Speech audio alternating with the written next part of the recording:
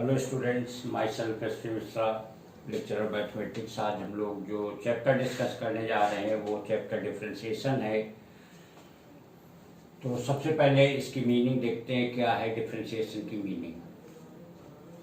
एक सिंपल सी बात किया जाए तो हम लोग पढ़ते हैं कि अगर ds अपान dt करते हैं, या सिंपल सी बात किया जाए s अपान t अगर हम करते हैं तो ये हमारा वेलोसिटी के बराबर होता है।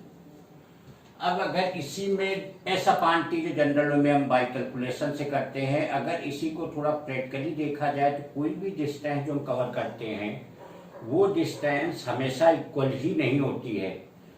वो आफ्टर कुछ टाइम इंटरवल वो डिस्टेंस जो है वो वेरी होती रहती है। तो अगर इसी को एक माइन्यूट चेन डिस्टेंस ले लिया जाए जिसको हम ds से रिप्रेजेंट करें, और उसी टाइम इंटरवल जो माइन्यूट डिस्टेंस में चेंज हुआ है, अगर उसी टाइम इंटरवल की बात किया जाए, dt की बात किया जाए, तो यही वेलोसिटी बनती जा करके। तो इसका मतलब क्या हुआ कि change in velocity upon time, change in distance upon time, जो डिस्टेंस का टाइम के रिस्पेक्ट में चेंज है वही वेलोसिटी बनता है जा करके। और ये माइन्यूट चेंज इसको बोलते हैं। ds का मतलब है माइन्यूट चेंज।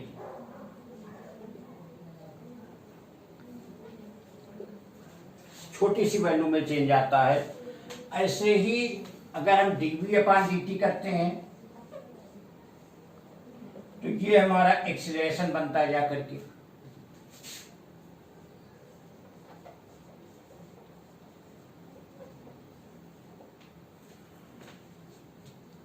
तो एक्सीलरेशन बनता है जाकर के, कहने का मतलब डिस्टेंस का टाइम के रिस्पेक्ट में अगर हम मेजर कर रहे हैं तो हमारा वेलोसिटी होती जा करके। अगर वेलोसिटी को टाइम के रिस्पेक्ट मेजर करते हैं तो एक्सीलरेशन बनता है जा करके। इसी को मैथमेटिकल लैंग्वेज में कहा जाता है ds अपान dt, मीन्स डिस्टेंस का टाइम के रिस्पेक्ट में जो डिफरेंशिएशन है, डेरिवेटिव है, वो वेलोसिटी है। वेलोसिटी का जो टाइम के रिस्पेक्ट में डेरिवेटिव है वो एक्सीलरेशन है। ऐसे ही अगर किसी मैथमेटिकल फॉर्म की बात किया जाए, अगर y इक्वल टू fx है,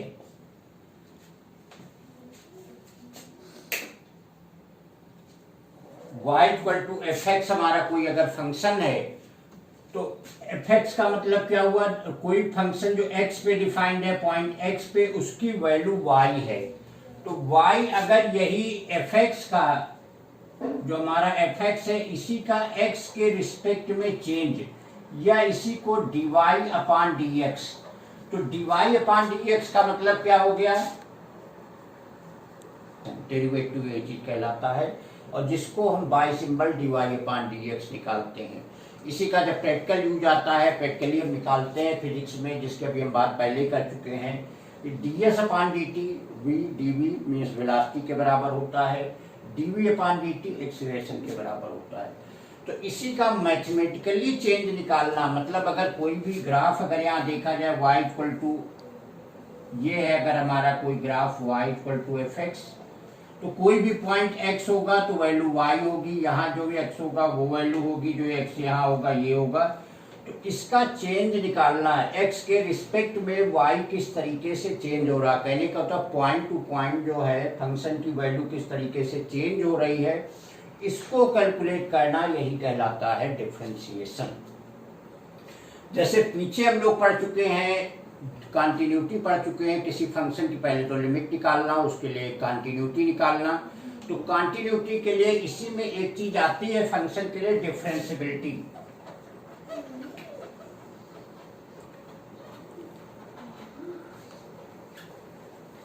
डिफरेंशिएबिलिटी का मतलब होता है वो फंक्शन डिफरेंशिएबल है कि नहीं।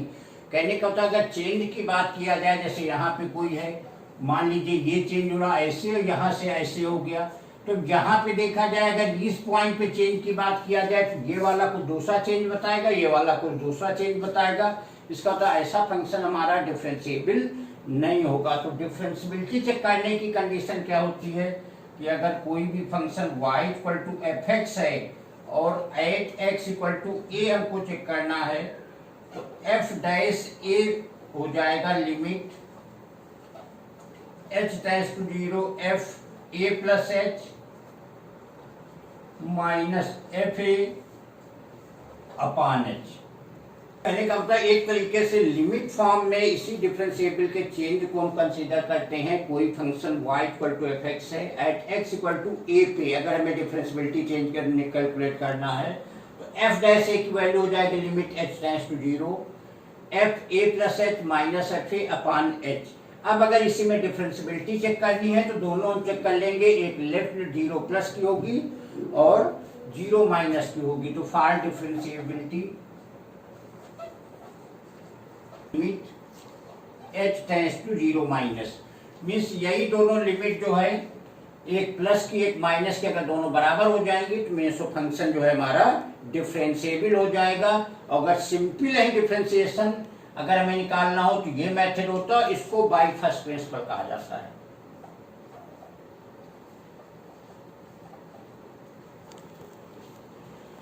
मीन्स ये है, अगर इसी में डिफरेंशिएबिलिटी निकालना है तो डिफरेंशिएबिलिटी के लिए इसी फंक्शन की जो लिमिट है वो लिमिट हम s टेंड्स टू 0 प्लस पे s टेंड्स टू 0 माइनस पे चेक कर लेंगे। अगर दोनों इक्वल आ रहे हैं तो फंक्शन हमारा डिफरेंशिएबल हो गया।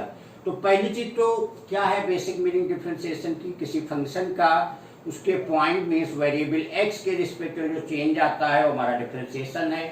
डिफरेंशिएशन एक तरीके से बाय लिमिट फॉर्म में ऐसे रिप्रेजेंट किया जाता है, f डैश से किसी पॉइंट पर अगर डिफरेंशिएशन तो limit s tends to 0 f a plus H minus F A upon H. और अगर यहीं पे हमें डिफरेंशिएबिलिटी चेक करना है फंक्शन हमारा डिफरेंशिएबल है कि नहीं तो वो हो जाएगा limit s tends to 0 plus equal to limit s tends to 0 minus.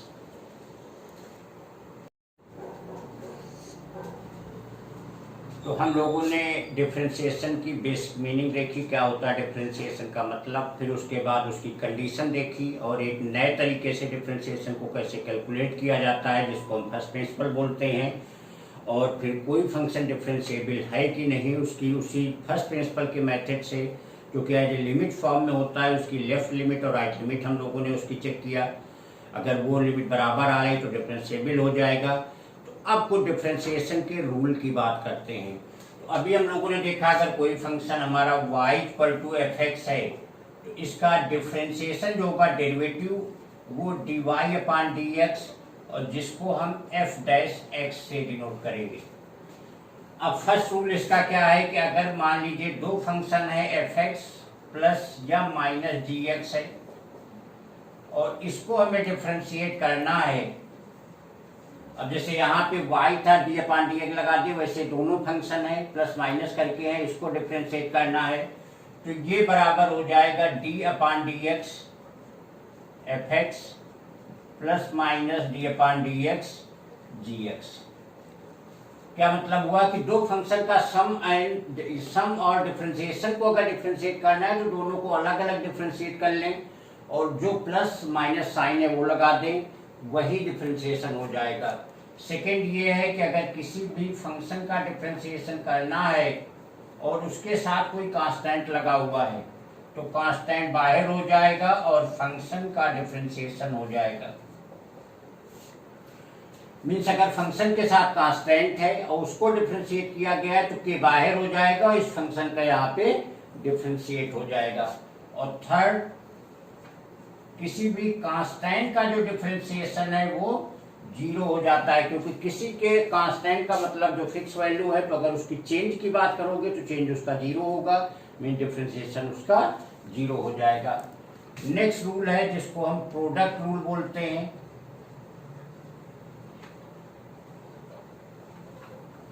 Product rule का मतलब जैसे यहाँ पे था प्लस माइनस में था, इसको डिफरेंशिएट करना था, इसको अलग अलग डिफरेंशिएट कर लिए। प्रोडक्ट रूल में मतलब अगर हमें डिफरेंशिएट करना है d upon d x f x into g x अगर हमें करना है तो यहाँ पे हमको अलाउ नहीं होगा कि इसको अलग हम डिफरेंशिएट कर ले, इसको अलग कर ले। इसका प्रोडक्ट रूल बनता है जाकर के F X differentiation of G X plus G X differentiation of F x.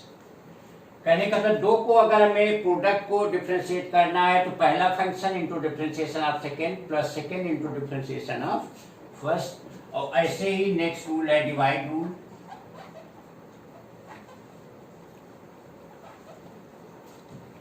Means अगर दो फंक्शन डिवाइड फॉर्म में है तो सेम वही यहां पर भी हमको अलाउ नहीं है कि ऊपर वाले का अलग कर दें, नीचे वाले का अलग कर दें। तो यहां रूल बनता है जाकर के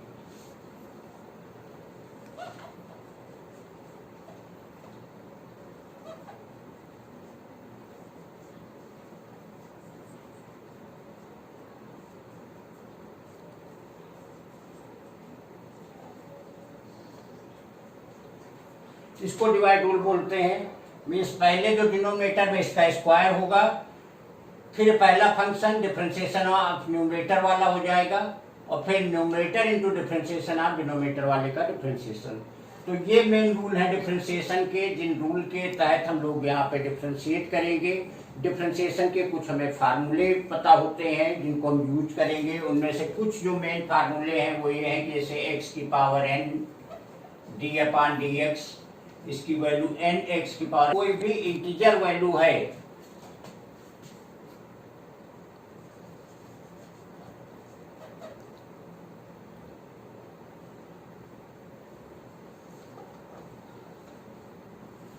मीन्स यहाँ कोई भी इंटीजर वैल्यू अगर हो जाएगी n की वैल्यू तो ये चीज वैलिड हो जाए। n की कोई भी इंटीजर यहाँ पे वैल्यू है,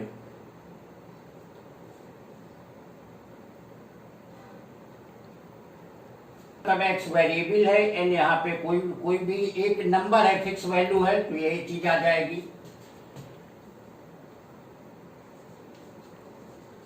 अगर log x का देखा जाए तो 1/x हो जाएगा। तो ये सारे डिफरेंट ऐसे फार्मूले हैं, जैसे आते रहेंगे हम लोग उनको यूज करते रहेंगे। काफी ज्यादा फार्मूले हैं, ट्रिग्नोमेट्रिक होंगे, अलजेब्रिक होंगे, लॉगरिथम वाले होंगे, इस तरीके के बहुत सारे यहाँ फार्मूले मिलेंगे।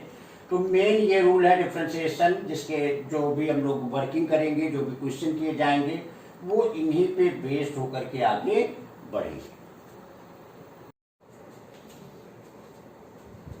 अब जब हम लोग डिफरेंशिएशन के मेथड की बात करने जा रहे हैं कि किस किस तरीके से डिफरेंशिएशन के जो न्यूमेरिकल अप्रोच होगी वो कैसे करेंगे, तो उसमें पहला नंबर आता है कंपोजिट फंक्शन का।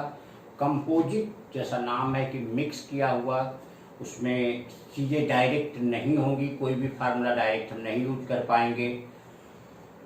और उससे पहले एक चीज बता दें कि जो डिफरेंशिएशन है इसका सीधे डायरेक्ट अप्लाई होता है। डायरेक्ट का मतलब है जो फार्मूला जैसे है वैसे ही अप्लाई होगा। कहने का मतलब क्या है कि डिफरेंशिएशन अगर x स्क्वायर का है तो इसी में रूल हम लगा सकते हैं कि यहाँ पे 2x की पावर 2 - 1 दैट इज 2x आएगा। लेकिन इसी x के बजाय 2x हो जाए, x+3 हो जाए, x+4 हो जाए, तो यहाँ पे इस तरीके से डायरेक्ट फार्मूला अप्लाई नहीं कर सकते हैं। उसी को सॉल्व करना कहलाएगा कंपोजिट फंक्शन। और इसके लिए जो बेसिकली हम रूल फॉलो करेंगे उसको बोलते हैं चेन रूल।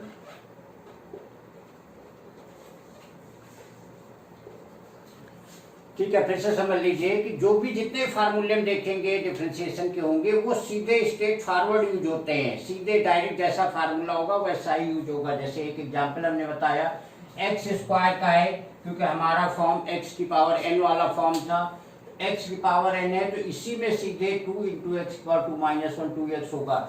लेकिन x की जगह 2x हो जाए, x+3 हो जाए, x+4 हो जाए, तो यहाँ कहीं कुछ यूज होने वाला नहीं है। उसी के लिए जो रूल फॉलो हम करेंगे उसको बोलेंगे चेन रूल। चेन रूल से कैसे सॉल्व किया जाएगा वो देखते हैं। चेन रूल में मान लीजिए पहला एक एग्जांपल हम लोग देखते हैं। सपोज करिए 4x+3 की पावर 5, इसको डिफरेंशिएट करना है। तो इसको डिफरेंशिएट करने के लिए सीधे अब यहाँ पे देखेंगे टाइप तो हमारा x की पावर n वाला दिख रहा है, लेकिन x यहाँ नहीं 4x+3 है। तो 4x+3 के लिए चेन रूल का सीधा मतलब ये होता है कि अगर du/dx हमको करना है तो इसको चाहे तो हम कर सकते हैं कि du/dt और इंटू dt/dx।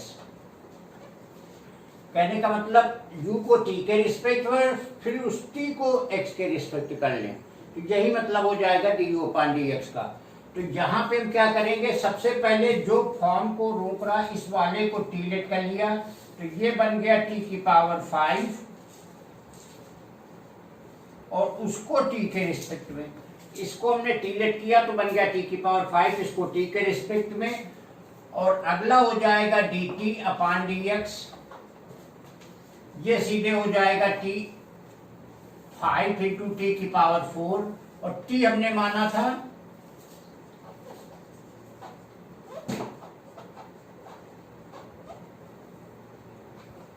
और टी हमने जिसको लेट किया था वैल्यू यहां पे पुट कर लेते हैं,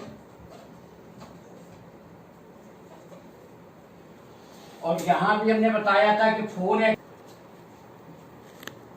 तो ये होता है चेन रूल। पहले इसको टी माना, टी के रिस्पेक्ट किया, और इस टी को फिर एक्स के रिस्पेक्ट कर लिया, फिर उसके बाद टी का ये डिफरेंशिएशन हो गया, टी की यहाँ वैल्यू रख लिया, इसको अलग अलग हमने डिफरेंशिएट कर लिया। अब इसी का एक सिंपल सा और जो यूज करते हैं वो फॉर्म बताने जा रहे हैं। ये तो एक कॉन्सेप्चुअल फॉर्म हुआ, बेसिक फॉर्म हुआ, किस तरीके से बेसिक अप्रोच है, लेकिन एक न्यूमेरिकल अप्रोच या प्रैक्टिकल अप्रोच हम कैसे करेंगे उस चीज को देखिए। ये हमें इतना सब लिखने की जरूरत नहीं है, सीधे यहाँ पे ये है, जिसको टी हमने मानना है पहले उसको हम टी मान के डिफरेंशिएट कर लें, तो आ जाएगा 5 इंटू 5 माइनस 1, और जिस टी को हमने माना हुआ उस टी को सीधे एक्स के रिस्पेक्ट यहाँ डिफरेंशिएट कर लें, इसका सीधे हो जाएगा 5, और ये सीधे हो जाएगा 4 प्लस 0, और सीधे आ जाएगा 20।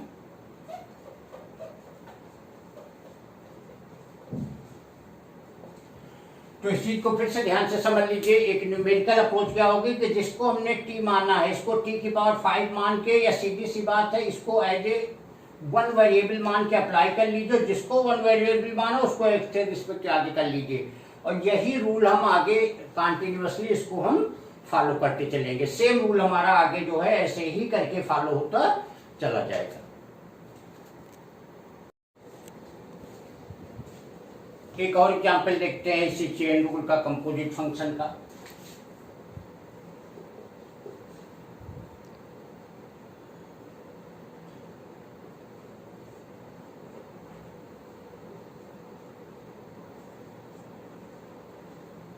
ये हमको रूट 10x² dx में डिफरेंस एक्स के रिस्पेक्ट डिफरेंशिएट करना है। तो सबसे पहले आप ध्यान से समझिएगा, सबसे पहले हम देखेंगे अगर इसको ओवरऑल देखा जाए तो किस टाइप का दिख रहा है। तो टाइप का मतलब अगर इस पूरी वैल्यू एक्स बन जाए तो ये पावर रूट का मतलब हो गया पावर हाफ हो गया। तो कहने का मतलब इसको अगर हम टी 10x² को टी लेट कर ले तो ये क्या बन जाएगा, टी की पावर हाफ। इसका मतलब क्या हो गया कि डी अपॉन डी एक्स, और इसको टी हमने लेट किया हुआ है तो ये हो जाएगा टी की पावर हाफ, और टी का आगे फिर कर लीजिए टी की पावर हाफ का सीधे 1/2 टी की पावर 1/2 माइनस 1। अब देखिए यहाँ पे D upon d x 10x² है। अब ये tan थीटा का फॉर्म दिख रहा है क्योंकि x² है, तो इसको अगर टी लेट कर लें तो tan t हो जाएगा, और tan t का क्या होता है sec² t, तो ये हो जाएगा sec² और क्योंकि x² को टी लेट किया है तो यहाँ पे x² का हो जाएगा। ये यहाँ पे वैल्यू पुट कर लेते हैं तो 1/2 और x² का हो जाएगा 2x।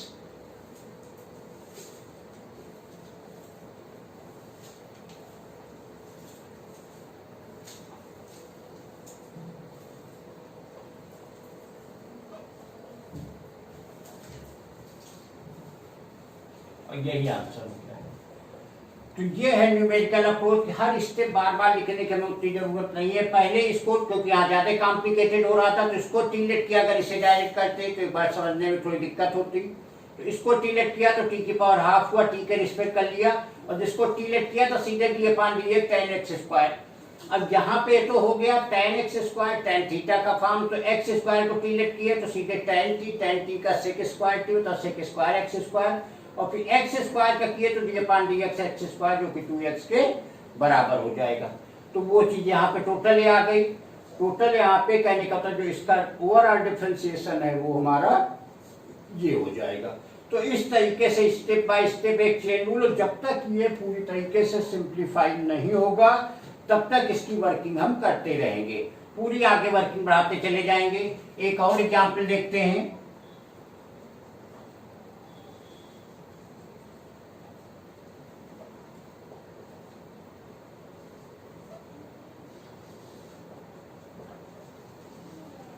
क्वेश्चन है sine square under root 5x minus 6, इसको x के रिस्पेक्ट डिफरेंशिएट करना है।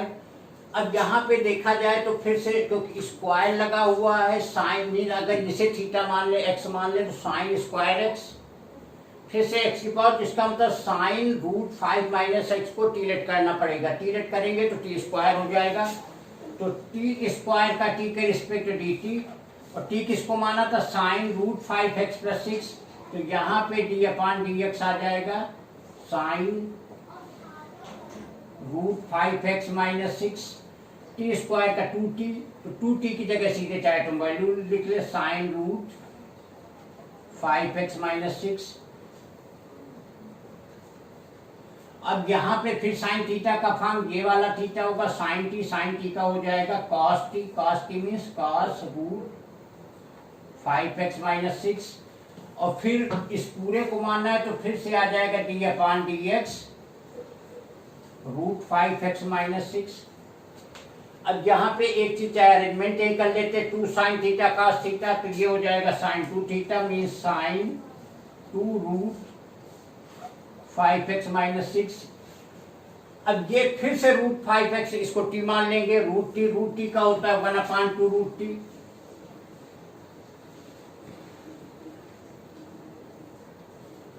और फिर से इसको डिफरेंशिएट करेंगे तो आ जाएगा 5x माइनस 6 आ जाएगा।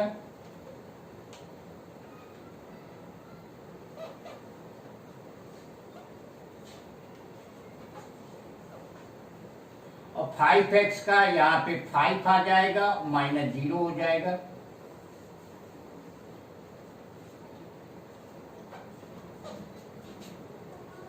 तो ये आ जाएगा 5 साइन